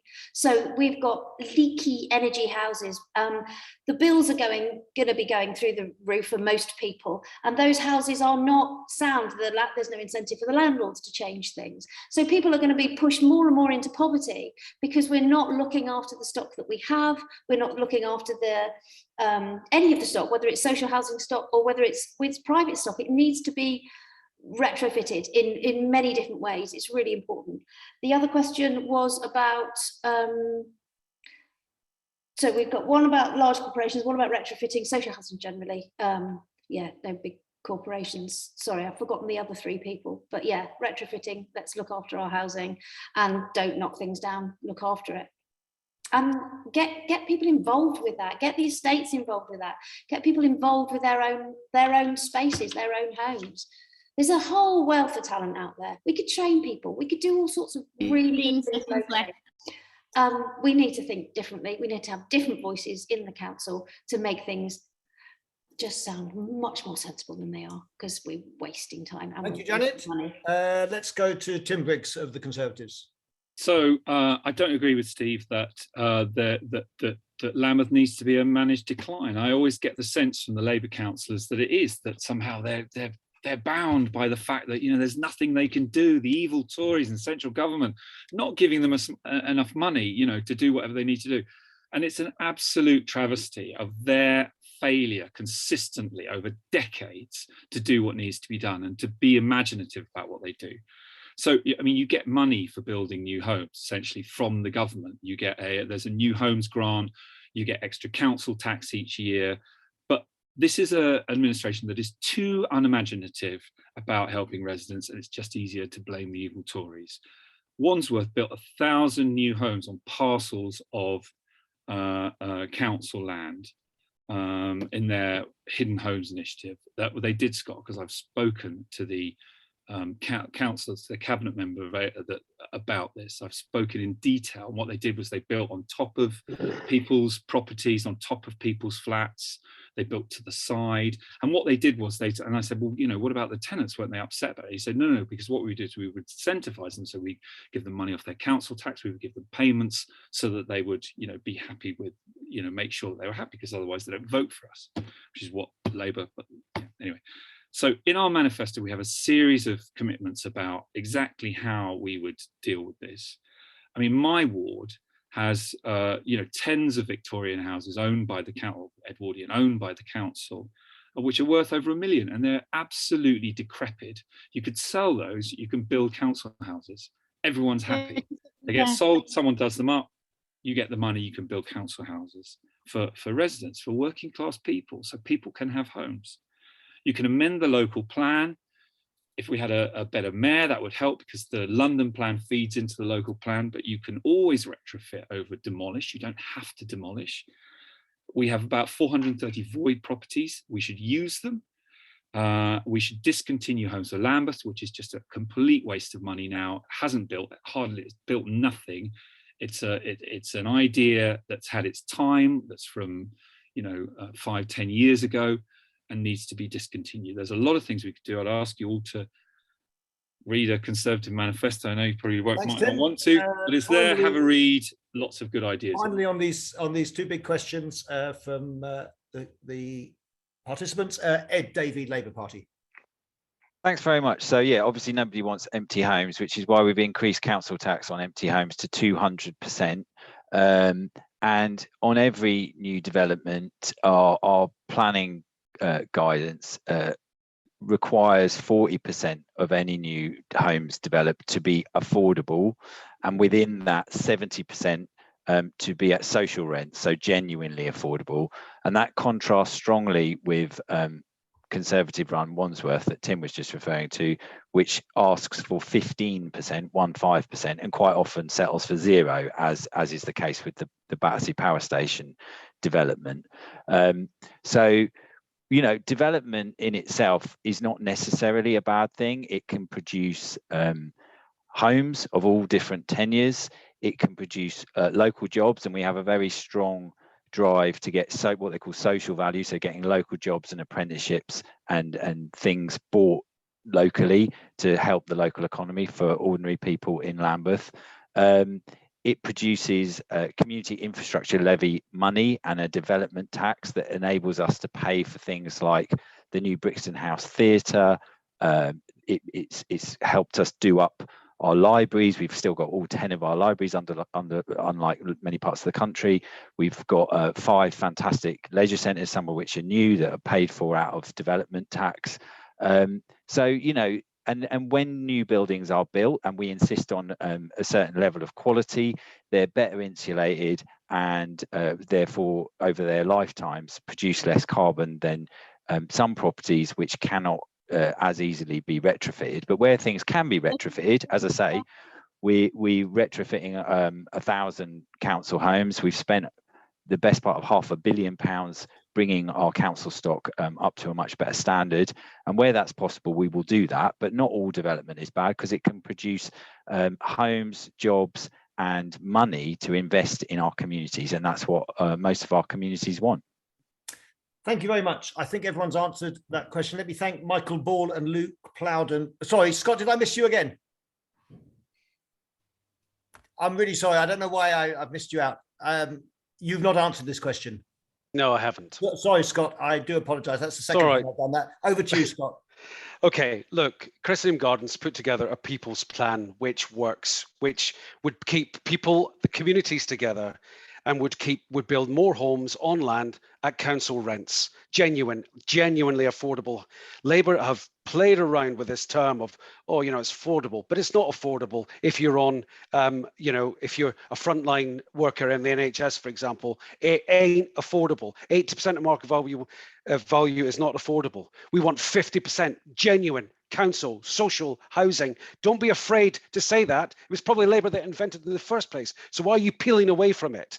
Okay, your track record on building homes has been awful, despite promising to build 1,000 council homes in your 2014 manifesto. I've got here how many homes you've built. I've got factual figures here. 21 homes at council rent across the borough. Yeah, you've got, you know, you've given it over to developers, developing money. But even if you are generous and you add those money, properties that have been built by Canary Wharf Group or St George's Wharf in the north of the borough, you're still looking at well below and what your target was, well below, hundreds. But how many council homes have been lost in Lambeth since 2014? 784. What about all the housing co-ops that you took all the money from, and your cabinet member at the time said that we will use that money to build more social homes? How many social homes have been built? 0 with that money. It's just been, it's been poured into other things, but not what it was promised to be done for. And those communities were, thank you, those communities were broken up and taken away. Look, the Greens are quite clear on this. We agree with the LGA. You know, almost 2,000 good long-term jobs could be created if we do a deep retrofit of all of our homes. If we invest that money and look after and you know, make them more tight, it'll help with the cost of living crisis. And Labour had a plan for this in 2008, a massive plan for it across the country. What's happened to it? Labour cannot be trusted to deliver. And the Tories cannot be trusted either. Their green homes schemes, they last for a couple of months and then they're withdrawn without any notice, giving people no chance to gear up and prepare for it. It's shockingly ill-prepared. Thank you, Scott. Apologies again for almost omitting you. Tim Briggs just has his hand up. I think a point of information or something. Yeah, it's just a quick one, just to say that in response to Councillor Ed, the Labour councillor, that Wandsworth, most years, Wandsworth builds not only more affordable homes than Lambeth, but more council homes than Lambeth. People don't know that. More council homes than Lambeth. Okay. We've got some great questions. We're running out of time. I want to just go for one question, which we haven't had anything on, from Zaya Neal. How are you going to improve the lives of disabled people living in Lambeth, with particular regard to access to services, for example, housing and social services? I think I'm going to limit you to just 1 minute. 1 minute. What are you going to do for disabled people in Lambeth? And I think I've got a bit mixed up, but I think we're starting with Scott. 1 minute on how you're going to help people living with disabilities in Lambeth. Well, Zai Neal is one of our candidates in Myatt's Field new ward, and Zai is a Paralympian. She won gold for Britain and is passionate about making sure that those that have got disabilities are able to get around. Zai gets around on a with a bike that someone built for her, but there's so many places across Lambeth where we need to make places accessible. I mean, and that is just flattening the floor. We're not talking about, you know, getting people to get out ramps. Zai has also helped design, make it far more accessible in the Civic Centre. And I'm glad to say that a lot of what Zai suggested has been taken on board, but we've got so much more to do. Thanks. In terms of, I mentioned earlier on about, you know, special dispensation for people getting through LTNs, but yeah, I think she would be a great ambassador. I'm just guillotining this to 1 minute because Sure. of time. Let's go to Fareed, Liberal Democrats. What would you do? I mean, I'll be very brief. I think it's all common sense solutions. Things, as Scott was talking about, things like flattening the roads, things like introducing ramps into just into main transit points. I think it is extremely difficult to be disabled in London in general. I think pressuring TfL to do more to make the tube more accessible, being able to just get around generally is very difficult. And so I think a lot of it comes down to simple fixes, and a lot of it comes down to just keeping disabled people in mind whenever we do any kind of repairs or renovations. Thank you, Fareed. Janet Baker, Women's Equality Party, what plans would you have to improve the lives of those who are disabled? I'd ask the people that are disabled. They're the ones that need to supply the answers, not me. I'm an able-bodied woman. I've got that advantage. So I need to go and talk to the people that have those opinions, and that's their lived experience. That's it. That's all that needs to happen. So when you've got certain things that need to happen, ask those people. If it's about planning, we need to have all these different voices. We need to have women, we need to have disabled people, we need to have all the different marginalised people, so they are our community. They're not other, they're us. We are a community together. So ask the question of the right people. Janet, thank you very much. Tim Briggs, Conservatives. So 2 quick points. There was a disabled lady called Sophia Sheikh who took the Labour Council to court because an LTN meant that she couldn't get in and out of her home. She wasn't successful. The Labour councillors are trying to punish her now by making her pay costs and generally acting in a very unreasonable way. The second thing I'd say about disabled people is, in terms of social care and social care provision, adult social care provision is something really that needs to be dealt with differently by councils in each different council. And so I'm very glad that the central government has increased the social care support grant this year up to 16.2 million for the year, which is up from 12.3 million for our most vulnerable residents. So the funding is coming, it's just not being dealt with properly by Labour, who don't know what they're doing as usual. Thank you. Tim, let's go to Ed Davie, Labour Party. How would you improve the lives of people who are disabled in Lambeth? I think Janet's absolutely right. We need to listen to disabled people, and Scott gave the example of the Civic Centre where we worked with disabled people to help us to design it to be a properly accessible space in terms of how you move around and the toilets and showers and all the rest of it. And that's a really good model for, I think, how we should do things more generally. And recently I visited around the corner from me the Coburg Crescent Centre for People with Learning Disabilities, which is an amazing £10 million purpose-built building, co-produced with people with learning disabilities. It's a fantastic centre. It's covered in solar panels. It's very environmentally friendly. It's got a cafe. I urge you to go and be a patron of it that's run by people with learning disabilities themselves. So I think there are things that we can be proud of, but we need to do much more to work with disabled people to make it a truly accessible borough and city. Thank you. Steve Nally, Trade Union and Socialist Coalition. Aside from fighting for resources from the government, I, with the other candidates, would obviously speak to the people who are disabled and what their needs are, what their real needs are.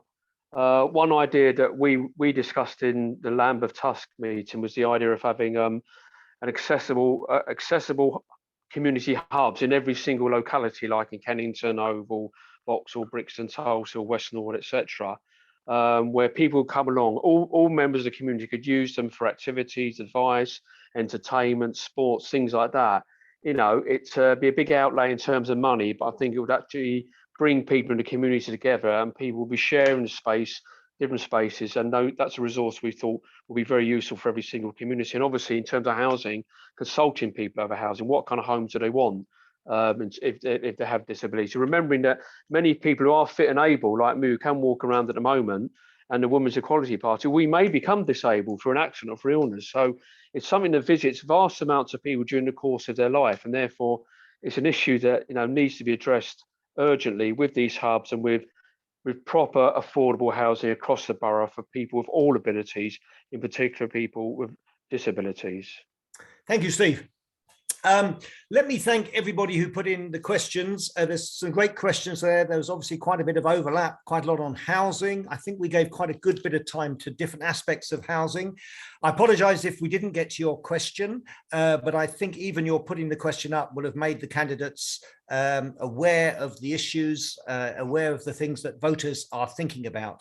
We're drawing to a close. On Thursday, the 5th of May, we are asked to vote for our councillors for Lambeth Council. It's a hugely important thing. And we're going to conclude this evening by giving each of the participants just 60 seconds to say anything which might persuade the voters that they're the right people to represent us in Lambeth Council. We began in alphabetical order, but I think we will do it in reverse order. So we'll do Nally, Davie, Briggs, Baker, Alderechi, Ainslie. So it's going to be strictly 60 seconds. Let me invite Steve Nally of the Trade Union and Socialist Coalition to give his 60 seconds conclusion. Once again, thanks for inviting me. This is a Labour council we've got, and Labour in this borough over decades has chosen to implement cuts in jobs and services and chosen not to draw down in a massive way the council waiting list. TUSC has chosen to fight. We live under probably one of the most vicious, brutal Tory governments we've seen in decades. But it's a weak government. It's all over the place. It's in crisis, and it's led by an utter clown, not a nice clown, but an utter clown. And it can be taken on and beaten. Margaret Thatcher had a massive majority in 1987, but a massive movement against the poll tax was built, and that took on Thatcher, and it brought Thatcher down. We believe that that kind of movement needs to be built now. It's an absolute necessity. Working class people are up against it, and we need to build a movement that demands money and resources for our borough. You've got 3 votes in most wards on election day. Where we're staying, you can give us one of your votes. If you want to fight back, it's a fight back. We'll be led by socialists and trade unionists. You can support us in the election. Thank you very much for your time. Enjoy the rest of your Saturday night. Steve Nally, Trade Union Socialist Coalition, thank you very much indeed. We're going to have 1 minute from Ed Davie of the Labour Party. Thanks very much. Thanks for having me. Thanks for all the fantastic questions. It's really important that we enable ourselves to be held accountable by people, even if we don't always obviously agree with each other. So I've enjoyed this evening. Thanks very much. I think Lambeth Labour's got a really positive record and a really positive vision about how we want to go forward with all of our communities. We're not by any means perfect. There's much more we can do with our communities to do better, but under really difficult conditions, I think we've proven ourselves good at tackling poverty, supporting people through the cost of living crisis, and trying to tackle pollution and the other challenges people face. And as Steve said, we've got a dreadful Conservative government. This is your opportunity to send a really strong message to Boris Johnson's Conservatives. And I would say the best way to do that is to elect as many strong community champions from the Labour Party on May the 5th and send a really strong message to Boris Johnson's Conservatives. Ed Davie, Labour Party, thank you very much indeed. We have 60 seconds or up to 60 seconds from Tim Briggs of the Conservative Party. Of course, Councillor Ed Davie wants to say that this is all about central government and it's nothing to do with their absolute shocking failure for pretty much 50 years. This is about the kind of Lambeth that we want. If you want change, you have to vote for it. Ed Davie and the Labour councillors, they are the establishment. They are the status quo. If you want to challenge the status quo, if you want change, you have to vote for it. Boxing champion Amir Khan came down to London the other day. He said, I'm not moving down to London. I'll tell you why. He said, because there's gun crime, knife crime everywhere. Lambeth has the worst youth knife crime in the whole country. He says, you can't drive anywhere. Traffic's horrendous. There's no quality of life. This is Labour's London. This is Labour under Steve Coulson. This is Labour under Labour councillors. They've marginalised our communities for years and kept them away from the mainstream to keep them voting Labour. They keep them trussed up in disgusting, filthy housing, and they need to do their duty. This is an election about local issues. Vote locally. Thank you very much, Tim, from the Conservative Party. Tim Briggs, Conservative Party. We go to Janet Baker for 60 seconds on why we should vote for the Women's Equality Party. I want to represent the people of the ward of Brixton, Acre Lane, and give a different voice. We have a very male lineup here, as I've said already, and it's a shame. We need different voices in the council because we're getting the same one all the time. And I'm willing to speak up for people quite happily. Also, we need to speak differently about politics. We need to do politics differently. I've heard so much tonight about, oh, Labour do this, or Conservative do that, or they're not doing. Work differently. Have a different attitude to things. If you spend a little more time trying to work together and create something positive, and a little less time bitching about what each other are doing or how badly each other are doing, it's change. We can keep looking back, but let's look forward. Let's get some real positivity. Let's change things. People's lives are going to be really challenging over the next few years, so we need to make a difference now, and the Women's Equality Party will help make that. Thank you. Janet Baker, Women's Equality Party, thank you very much indeed. Farid Alderechi of the Liberal Democrat Party, 60 seconds. I think locally, and I think nationally, we've developed a learned helplessness when it comes to power, when it comes to who has power, and when it comes to holding them to account. Whether it's Boris Johnson or whether it's Lambeth Labour, it's the same problem fundamentally, which is that they are not scared, they are not accountable because they are not made accountable because the system does not demand it of them. And so what it really comes down to is that we have to exercise our vote, and we have to exercise what we can do to make sure that this can't continue, and to open up the system and make it so that people cannot be ignored. As Liberals, we believe in this as a first principle. We believe in this not because it's convenient for us, not because it's consistent with any kind of manifesto, but because that is what we believe it makes a good debate. That's the ideal. And so I would beg that you vote Liberal Democrat so that you can get involved. Thank you. Farid Alderechi, Liberal Democrat, thank you very much indeed. And Scott Ainslie from the Green Party, 60 seconds to wrap up. Okay, thanks again for hosting this. This has been really important, and this has been the community speaking out because they feel as though they've not been listened to, they've not been heard for as long as I've been a councillor, which has been 8 years. I want to go on fighting. We are the opposition. We're the largest group of councillors. What I'd say to all the parties that have gone before is over the child abuse in Lambeth. The Conservatives had councillors, Lib Dems had councillors, Labour had councillors. It's predominantly blamed on a Labour cover-up, but where were all the questions from your parties at the time? You have to be consistent, you have to keep at them until you get to the truth. So I think that all parties have let down survivors of child abuse, which has been Lambeth's greatest shame. And I think that the racism of the redress scheme that has been applied has not been applied equally across all sections of society. It's discriminated against Black people in the melting pot. It's discriminated against families that were fostered, and also families of people that have committed suicide. So I think that we need strong opposition because we can't I'm like Janet. I'm not going to stop asking all the difficult questions. So elect Green and elect my colleagues who are all standing across the borough. We've got a great manifesto. Please read it, and thank you. Thank you, Scott. Thank you, Scott Ainslie of the Green Party, Fareed Alderechi of the Liberal Democrat Party, Janet Baker, Women's Equality Party, Tim Briggs and the Conservatives, Ed Davie, Labour, and Steve Nally, Trade Union and Socialist Coalition. Thank you for all those who put questions in. Be assured your questions, I'm sure, were read by the candidates and know what you're thinking about. I think the only thing I want to add is whoever you vote for, I really think everybody should vote.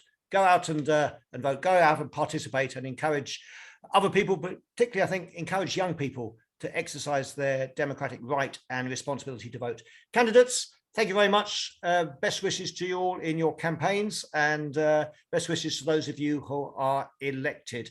I think without further ado, I'm bringing the curtain down on this evening and wish you all, as Steve Nally said, a good rest of the evening. Have a good Thank you, Steve. Well chaired. Thanks very much. Thank you. Bye. Bye-bye.